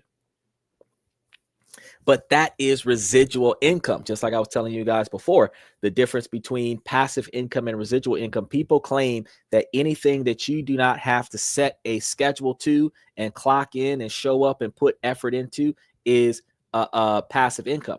Passive income is money that is made without your effort. And the only true passive income is inheritance money, or when you take money that you have in your possession and put it up in a stock investment and let the stock market do its thing. Those are the only scenarios where true passive income occurs, because it's money that you had or got from somewhere. You put it somewhere else, and that was it. And it just continued to pay you after that. That would be the closest thing to passive income. If you got to put a lot of effort into building it up, if you got to put a lot of effort into getting it to turn over a profit, if you got to put a lot of effort into keeping the money coming in, and then after you set up enough where it can be automated, it now runs itself, that is the residual income from past effort. It's not passive income. But they'll call it passive income because you bought 30 houses and now you don't have to do anything. Because for 5 years or 20 years, you spent year after year buying, selling, flipping, and renting out and getting sued and suing people and foreclosures and everything like that, till you finally found the right group of tenants on the right types of properties that will pay you a certain quantity of money where you can be satisfied. And now you're living off of the residual income from past efforts. It's not passive income. It's just income you no longer have to put in for effort into. It's not the same. Passive income is income that you never had to put effort into. That's passive income. You inherit money from a late relative. You take that money and you invest it into stocks, bonds, and real estate, and you don't have to pay anything. That is passive income. A family member invested in land in Pakistan in 2004. I think it sold for 10,000 or 10 times in 2020. Oh yeah, because they're a growing market right now. So if you buy something right now in 2024 and you hold it until 2030 or 2040, and then you put them bad boys up for sale, you could sell it for a ton. You could pick up land for free in Japan. All you have to do is pay the property taxes, and the property taxes is between 50 and 800 US dollars for the entire land. And then all you have to do is develop the house. You got people who don't feel like it's necessary to develop the house because, one, over in Asia, you have to apply to the government to do the development. It could take up to 5 years to get approved on the development. People call it a waste of time. But if you got time and you got money, you could buy houses for no money down. Just pick up the property and just pay the property taxes. Like the more people pay, they got more people in America that spend more money on Uber rides than it costs to pay property taxes in Japan. And you can go to Japan and you could pick up a whole neighborhood. If you catch them on the right listing, you could pick up the whole neighborhood for probably less than $10,000. Pick up the entire, and when I say neighborhood, I'm talking about 10, 20, 30, 40 houses, 2, 3, 4 apartment complexes. I'm talking about pick up the whole neighborhood for less than 10 grand because their houses depreciate in value over the years. So after 30 years, the house is worth $0, which means that you get to take a financial loss when you are claiming it on your taxes in the US, but you can rent it out and make a profit off of it. You can buy them and sell them, but why buy and sell and waste so much time and effort in buying another one, rebuilding it, and selling it again when you can just buy it, hold it, rent it out? Buy out a commercial plaza, rent it out.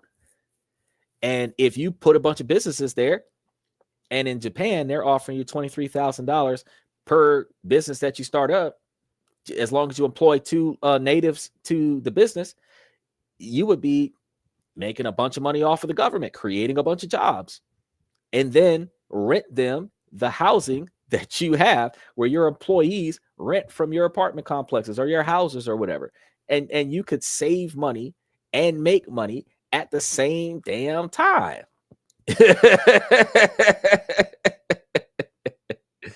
It's just like it pays for itself, because those folks, they'll get on bicycles and ride to work. They'll catch rides and ride. They'll carpool with bicycles, one on the back, one on the handlebars, 3 people riding a bicycle to get to work in the rain so that they can work for your business and pay rent on your property. What? All I'm saying is that you could make it work. You can make it work. And if you're renting the properties below market value, your properties are going to be more attractive than everybody else's because you're not doing it for the money, which means that you're going to make more money because everybody else's properties are going to be vacant because they're too expensive. Yours are going to be full, which means you operating at 100% capacity 99% of the time, plus all of the profits you're making off of the restaurants and stuff like that you start up. Bruh, come on now. There are ways that we can make money in multiple places across the world. All we have to do is just put time and effort into it, put some time and money into it. But a lot of us just go on autopilot. We got to clock in every day. We got to work for somebody else every day. And we allow them to make money off of the backs of our labor. We allow them to get rich off of our effort. But we do not think, a lot of us do not think for ourselves as to what can we do to reach that same status where we got a bunch of people working for us and all we have to do is pick up the phone and ask somebody what's going on with our money, or better yet, just have somebody come over and tell us, hey, this is what's going on with your money. Every day, the president gets a debriefing of what's going on with confidential information in the country. Every day, you can have somebody come and debrief you as to what's going on with your money. You shouldn't have to ask. They should be reporting to you.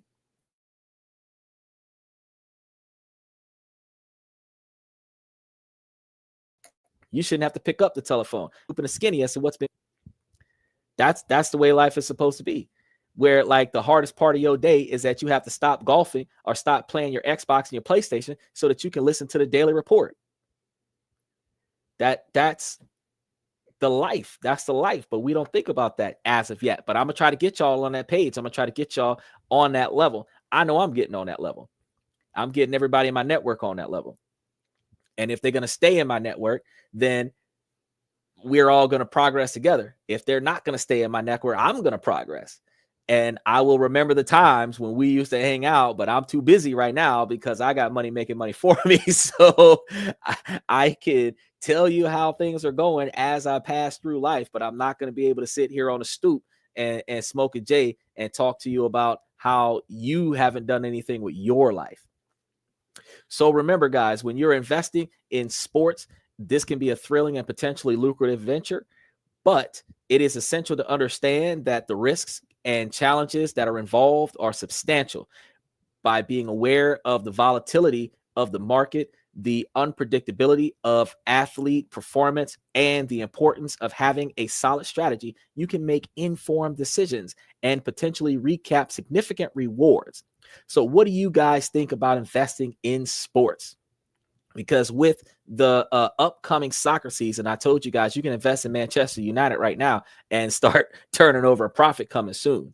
So have you had any experience or success in this area? And if you did, I want you guys to let me know. Make sure that you put that information into the comments down below.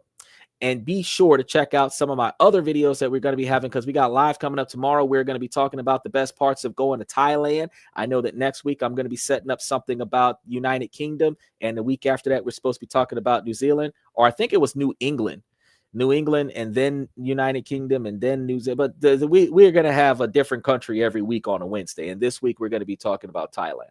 So make sure that you guys stay tuned for that, because I'm going to be giving you guys all of the ups and downs. Well, mostly ups, because we're going to be talking about profitability, how to make and save and invest money in other countries. I've been telling you guys for the last 4 months about becoming a digital nomad. I myself am a digital nomad.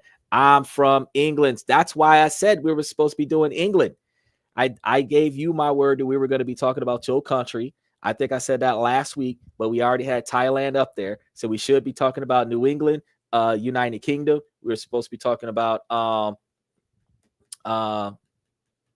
there was another new one. I can't think. New Zealand. That was the other one we were supposed to talk about, New Zealand. So New England, New Zealand, United Kingdom were some of the 3 that I said, and Egypt were the 4 that I said this past week that I was going to start trying to cover. So you already know that. Yeah, you're watching me 4:30 a.m. That is Green Minutes time or Universal Standard Time, and I actually air the show, at trying my best to air the show around about the same time. So I try to tee it off at about 4:30 every day, 4:30 a.m. on your time. My time, that's like 11:30 or 10:30. We have daylight savings time coming up in a couple of weeks, so I have to start the show an hour sooner so that you get to see it at the exact same time. So I'm going to be dealing with some lag on that, because with daylight savings time, I have to start life an hour earlier, which is going to piss me off, because I've gotten used to existing at this timeline. And now I have to force myself to adjust to an hour time difference where everything starts sooner. So that alarm clocks, I'm going to be tired. I'm going to be dragging the first 2 weeks of it, but I am going to make it happen. England has daylight savings time too? Shit. Well, I don't know how that's going to work, because I said that I wasn't shifted for daylight savings time. I don't know. If I got more of you guys showing up at the top of the show, then I won't change it. I'll leave it. We'll leave it where it is and just roll through from 11:30 on. If I got more of y'all showing up halfway through the show, I'll rotate it back. I don't know. I'll figure it out.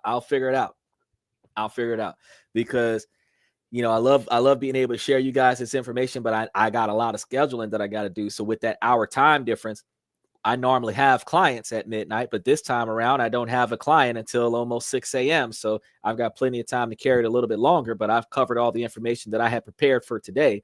So I was going to wrap things up, but normally, like I said, it would have been 2 hours that I've been on the podcast today. Normally I give you guys about an hour to 2 hours on the podcast.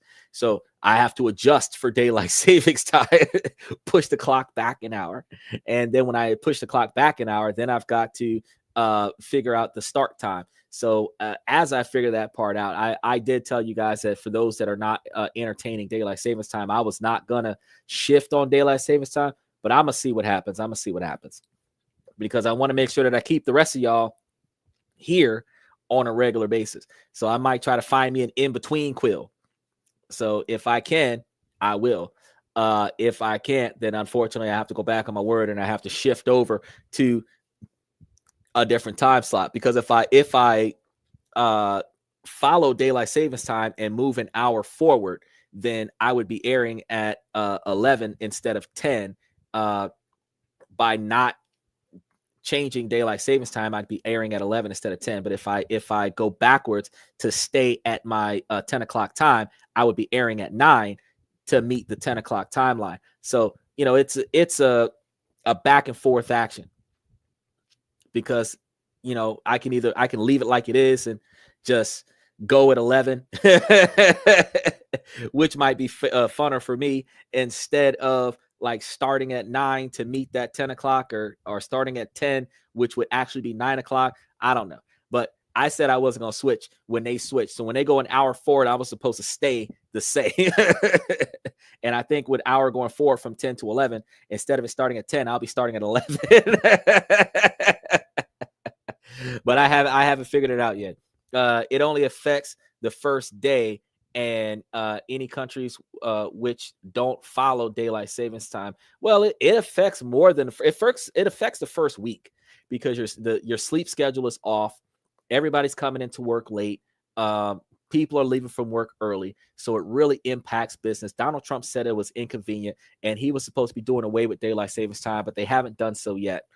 So we have daylight savings time this year, but we might not have daylight savings time next year. And when they do away with daylight savings time, they would have to ideally allow daylight savings time to resolve itself for that calendar year, and then not change times for the upcoming year. Now, with everybody having a digital clock, it'll be a lot easier for people to not deal with the change. I loathe daylight savings time. I loathed it because I don't like getting up early. I've always been a night owl my whole life, so I know what it's like to stay up all night long. And most of the stuff that I do that's productive is overnight. I try my best to force myself up in the daytime, which forces me to take naps throughout the day in order to function, because I'm doing 18-hour days, and I start my day at like 2-3 o'clock in the afternoon, and I finish my day at like 7-8 o'clock in the morning. So from 8 a.m. to like 2-3 o'clock in the afternoon, that's my sleep time. But that's regular business hours. So any trades that I want to have done, I need to have that set up beforehand. Any like after market out, I got to set all that stuff up beforehand, because when I wake up, it's about an hour or two away from the market closing. So if I'm going to do any trades, if I'm going to do any day trades, I got to get that shit set up the night before I go to bed, the morning of, before I go to bed, 4 a.m. I got to be doing them trades before I go to bed,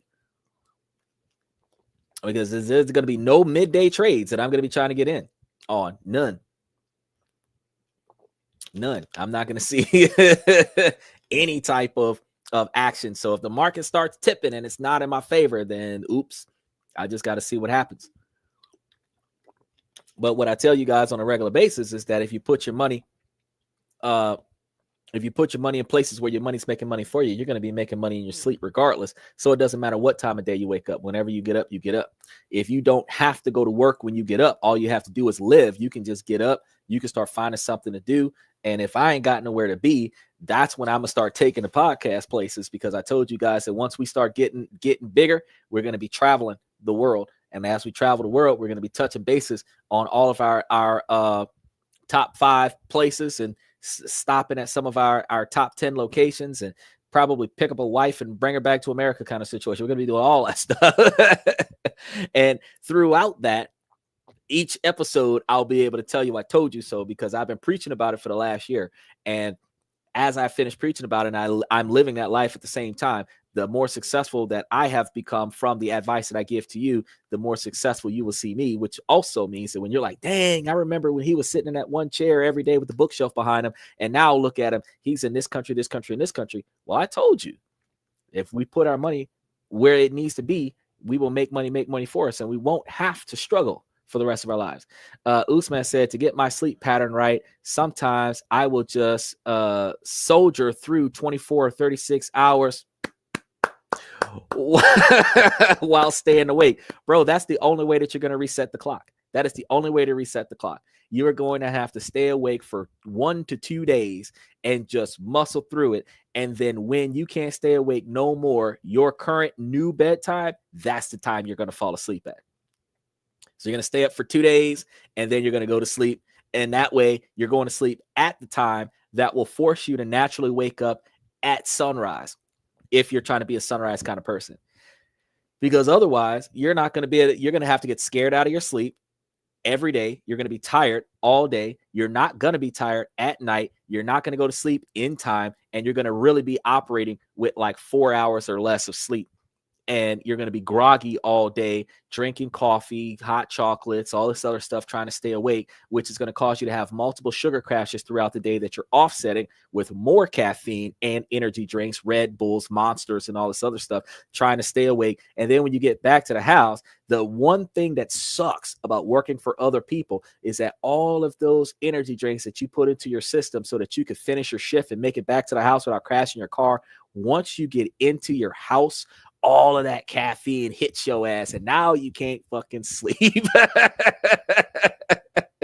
Now you're sitting here all night long watching Netflix on your cell phone or on your TV, or watching ESPN on the TV, and running up the cable bill because you can't sleep because all them damn energy drinks, you got to wait till they phase out of your system 4-5 hours after you done got home.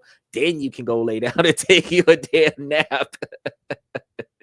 Suits from 2020, headset from 2010, camera actually from 2000, books from 1990s. You're time nomad. Well, actually, the suit is not 2020. The suit is from 2010. These are 2010 and 2013 suits. I wore these back in college. They're still in fantastic condition. These were, back when I were buying them, these were between $500 and $1,000 a suit. But if it's lasting me almost 20 years, it was well worth the money. Where a lot of people right now are buying name brand outfits for $100 to $200 an outfit, and it only lasts them for the weekend. It only lasts them for the season. It's they can't even wear it next year because it's out of style. I bought clothes that have no timeline, no season, no style limitations, and I make my own style. I conform to no one else's trends. I make my own trend, and then the pinky blinders follow my trend. That's how I do it. Because if I was to do a black on black suit, I'd probably do it better than them with the fedora. But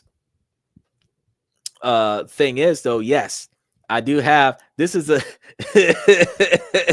this is a gamer headset, and I got the gamer headset for the surround sound in it. But they're not as durable as I wanted them to be because I got a big head and they didn't have the elasticity on it, so I had to make it fit. And then the camera is just because of the outdated Lenovo. Well, it's not outdated. The laptop is from 2023. But the camera is not operating on HD right now. It's operating on 720p because of the low internet in the area, low internet provider in the area. If I could function off of 4K, I would function off of 4K, but I haven't gotten there yet because we haven't gotten stable internet service. But once we get the stable internet service, once they finish fixing the tower, I told you they've been working on that tower since August of last year. They're still working on the tower right now. The only reason why I put up with this is because they take $100 a month off of my phone bill because the tower is still under repair. So yeah, you guys get 720p instead of 4K. I save $100 a month on my, which means I'm saving $1,200 a year on my phone bill because you guys get to watch me at 720p. So I kind of feel like I benefit off of you guys not getting 4K on my podcast with the old school bookshelf in the background from the 1990s. Now that's true. 1990 style bookcase in the background with the old school Mr. Rogers chair in the background, 1970s lounge chair. Definitely. But when you think about the entire ambiance of me providing you with a old school 90s, 70s, 60s atmosphere on this podcast, you understand that when they say make America great again, money was easily made back then. You feel me? Legally and illegally, money was easily made back then. And these days, it's so hard for us to find a way to get our foot in the door because every money-making opportunity we can think about, 1 million people have thought about it, and 100,000 people have tried it, and 20,000 people have been successful with it. And now we've got to squeeze our way in to that market and try to see if we can make a percentage of it. Even me being a podcaster, trying to squeeze my way in to YouTubing. If I would have been YouTubing since 2009, I would have millions and millions of fans. But just starting almost 2 years ago, actually, because I started in November of 23, and here we are, March of 24 or 25. That's a year and like 4 months, a year and 5 months of doing it. And now it's like you've got people with 50 million and 100 million. They got the 99% of the YouTube platform. So for me to squeeze in with like 22,000 followers, for me to squeeze in and get 100,000 views, I got to put in some work because I'm not a hot chick. I'm not making an ass out of myself. I ain't doing nothing stupid. And the most laughs we had this past week was making fun of LeBron James' garbage ass. Well, most of the time we're talking about logic. We're making it make sense. We're doing reason. We're talking about facts. We're talking about money. We're talking about investing. So this podcast is going to be a gem, a hidden gem amongst all of the YouTube trolling, because you stop here because you're going to learn something that you can benefit from. So only intellectual individuals will come to this channel and hang out here, live here, and show up every week. You got the people that come and heckle. You got the people that come and have a couple of laughs. But the people who come to this channel and stay on the channel, they ride the wave for an hour. They ride the wave for 2 hours. They give as much time as they can if they can only do 30 to 40 minutes. But they come and they stay because we're talking about ways to better ourselves. They're learning from us, and I'm touching base on every country around the world. So it's not just, oh, you can make a bunch of money in America. Nah, bro, you name a country and I can tell you ways that you can make money in that country. I can find some shit you ain't even know about your own damn country. I haven't been there yet, and I will find ways for you to make money in your country legally. And if you don't live in that country, I'm gonna find ways for me to go over there and make money in your country legally. Nah, when I get there, you just know Xander's about to invest in whatever country he's in right now.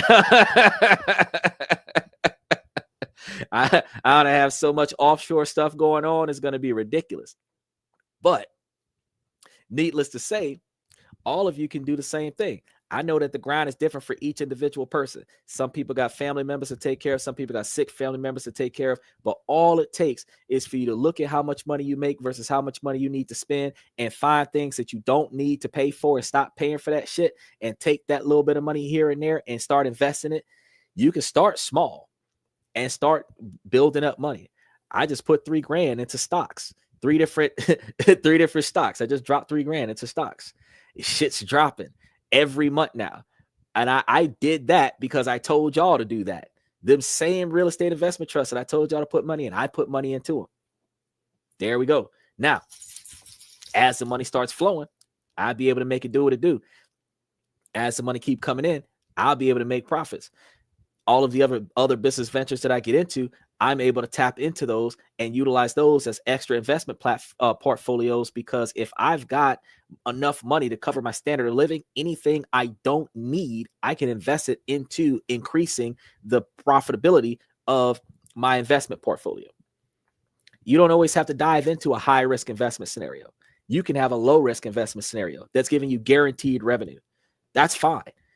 The best strategies that has always been coined is 90% low risk or 80% low risk, 10% moderate risk, 10% high risk, or 90% low risk, 10% high risk.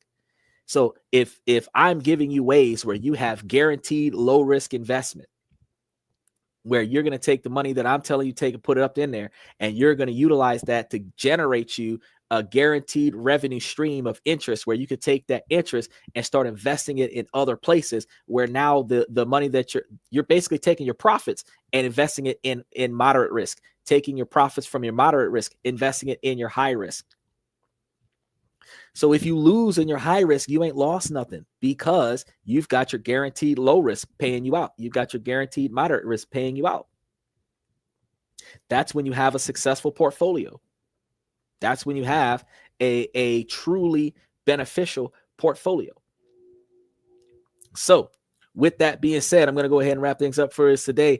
Like I always say, ladies, as long as the situation doesn't make sense, I'm going to keep asking you ladies to make it make sense. So ladies, please make it make sense. Special shout out to Usman. Special shout out to, Usman's got something coming on right now. A $500 suit that lasts 20 years costs 7 cents a day.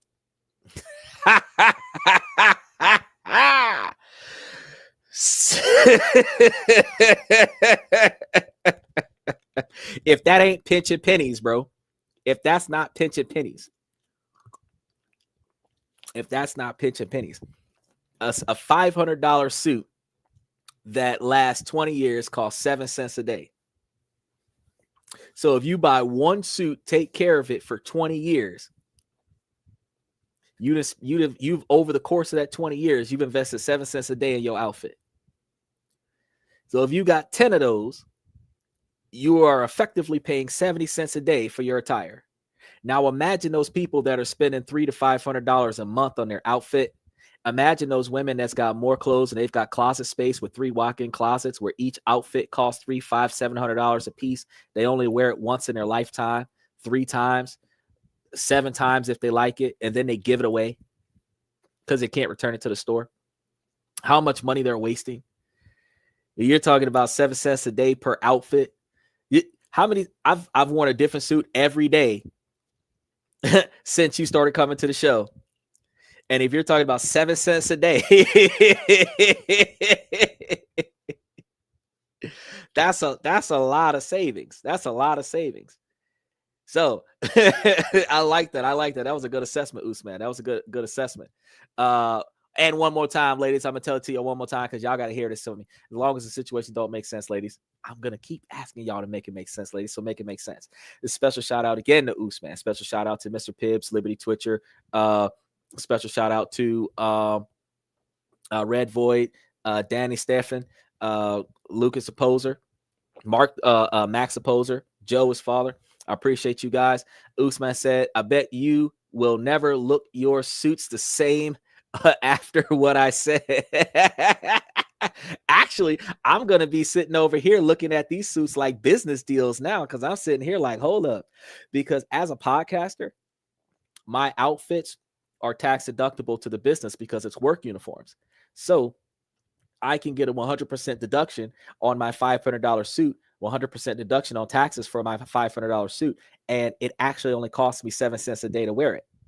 So yeah, I'm going to look at it a totally different way now because I'm like, depending on how much profits I'm making, I can go buy me 5 suits and not have to pay taxes.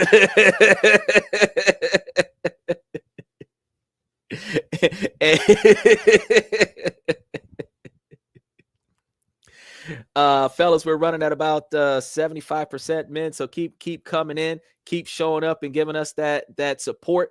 Definitely I'm gonna see you tomorrow, Usman, because you're gonna have to hear everything I gotta say about Thailand, because we're not just gonna be talking about how to get good girls in Thailand, the difference between spotting a girl versus spotting a not so girly girl, because they've got those lady boys over there, and I know that y'all heard the stories.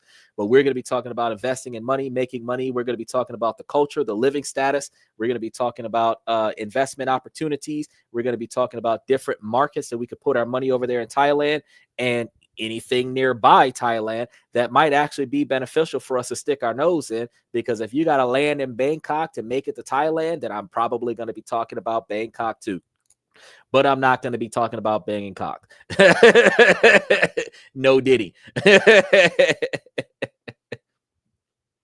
But yeah, we got about 75% of the fellas. So I appreciate you guys for showing support on the podcast. Remember, we're live 7 nights a week.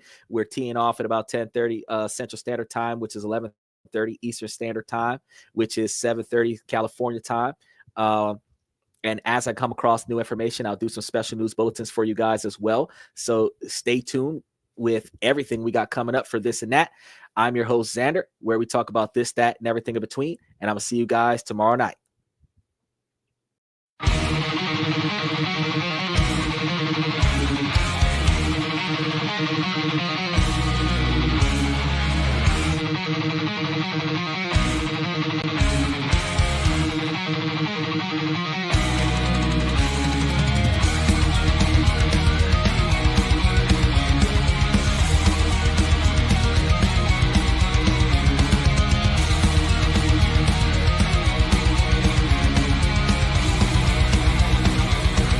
Higher ground!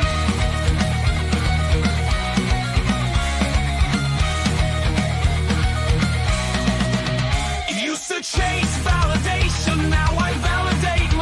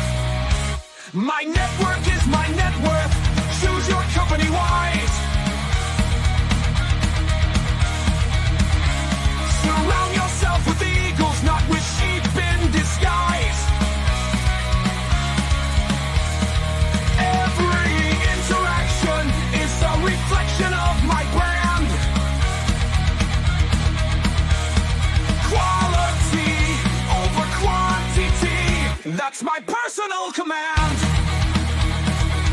I'm not mounted on higher ground where excellence is found. My potential knows no bounds, raising the bar, breaking ground.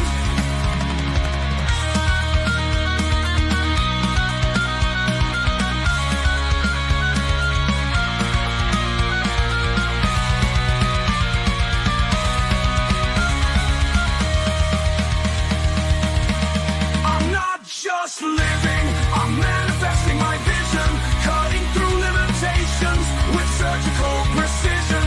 My expectations are my compass, my respect is my shield to mediocrity and chaos.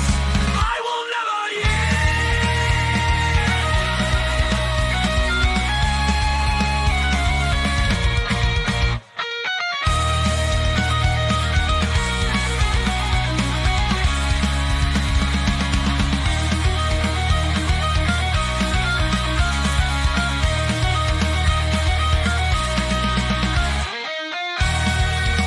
I'm not just living, I'm manifesting my vision, cutting through limitations with surgical precision. My expectations are my compass, my respect is my shield to mediocrity and chaos. I will never yield.